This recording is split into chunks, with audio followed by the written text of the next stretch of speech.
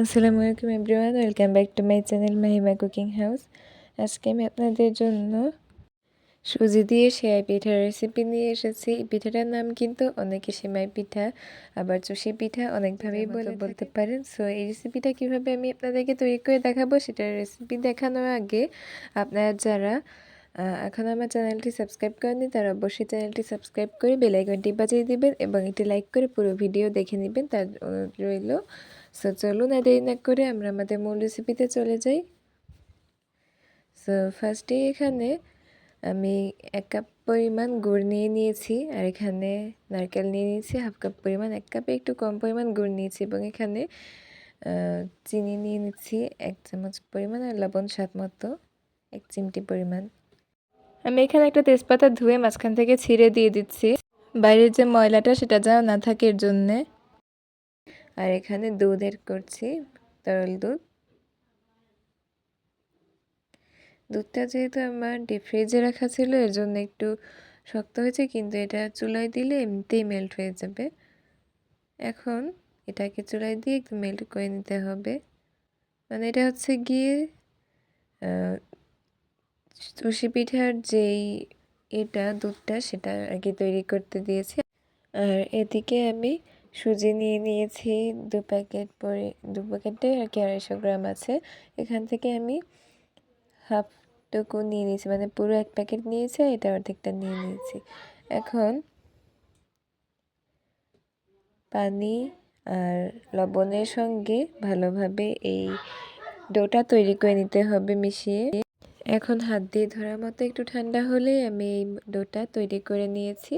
তারপর এটা ঢেকে রেখে দিয়েছি প্রায় কিছুক্ষণের জন্য আর কি, ডোটা আর কি সফট এবং স্মুথ হওয়ার জন্য। এখন কিছুক্ষণ পরে আবারও একটু মথে নিতে হবে। আর এই ডোটা হাতে নিলে দেখতেই পাচ্ছেন একদম সফট হয়েছে। এখন এই ডোটা থেকে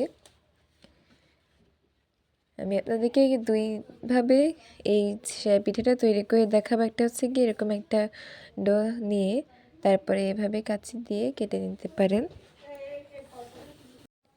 আপনারা যদি খুব সহজ পদ্ধতিতে তৈরি করতে চান তাহলে কিন্তু এটা করতে পারেন, কেননা এইভাবে করলে আর কি সহজ হয়। যারা তৈরি করতে পারেন না তারা কিন্তু এইভাবে করেই তৈরি করতে পারেন, আর যারা মানে লেচি কেটে করতে চান তারা এরকমই চিকন চিকন লেচির মতো বানিয়ে যেভাবে করতে হয় আপনারা তো অনেকেই জানেন কম বেশি। এখন আমি আপনাদের একটু দেখিয়ে দিচ্ছি। জাস্ট এভাবে হাতের নিচে নিয়ে এভাবে একটা টান দিলেই হয়ে যাবে। যেভাবে করছি সেভাবে কিন্তু আপনারা দেখলেই পারবেন। এখন একে একে এই সবগুলো পিঠা কেটে নিতে হবে। ওইদিকে কিন্তু আমার সবগুলো পিঠা তৈরি হয়ে গেছে, এদিকে হচ্ছে কি আমার যে দুধটা সেটাও কিন্তু তৈরি হয়ে গেছে। এই যে দেখতে পাচ্ছেন আমার মোট এতগুলো পরিমাণ পিঠা হয়েছে। এখন এগুলো মানে একদম হালকা হাতে এই দুধের মিশ্রণের মধ্যে ঢেলে দিতে হবে, আর 1 হাত দিয়ে কিন্তু নাড়তে হবে, নাহলে কিন্তু এটা দলা পেকে যেতে পারে। একদম হালকা হাতে কিন্তু নাড়তে হবে, বেশি জোরে চেপে নাড়াচাড়া করা যাবে না। এরপর একদম হালকাভাবে একটু নিচ থেকে নেড়ে দিতে হবে, যেন এগুলো একদম ফাঁকা ফাঁকা থাকে, লেগে যেন না যায়। এই যে আমার একদম একটা একটা করে সেমাই পিঠা খুব সুন্দরভাবে দেওয়া হয়ে গেছে।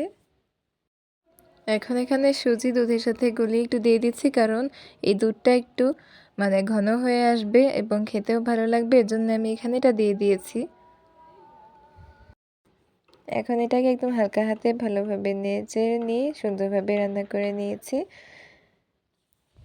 আর আমার এই পিঠাটা কিন্তু চুলাতেই বন্ধ করে রেখে দিয়েছিলাম, যার কারণে উপরে একটু এভাবে সরের মতো পড়ে গেছে, একদম মালাইয়ের মতো হয়ে গেছে। এইভাবে করলে কিন্তু খেতে অনেক মজা লাগে, এই উপরে যেই মালাইটা তৈরি হয়েছে এটার জন্য।